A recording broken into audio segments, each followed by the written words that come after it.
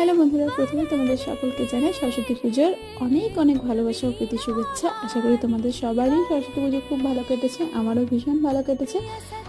সরস্বতী পুজোয় আমি কিভাবে ঘরে ডেকোরেশন করেছি তারই একটা ভিডিও তোমাদের সাথে আমি শেয়ার করছি। আগের দিন তোমাদের সাথে শেয়ার করেছিলাম কাগজের প্লেটের ওপরে কিছু বাদ্যযন্ত্র এঁকেছিলাম, সেগুলো ভিডিও তো তোমাদের সাথে অলরেডি শেয়ার করে নিয়েছি। যদি তোমরা না দেখে থাকো তো প্লিজ একবার গিয়ে অন্তত দেখে নিও। আজকে হচ্ছে পার্ট 2 বলতে পারো।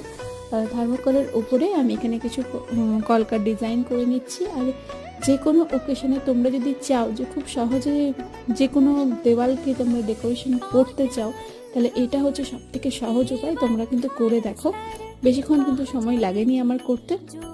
আমি এখানে কলকা করছি, তোমরা যদি কলকা না করতে চাও তোমরা অন্যভাবেও ডেকোরেশন করতে পারো।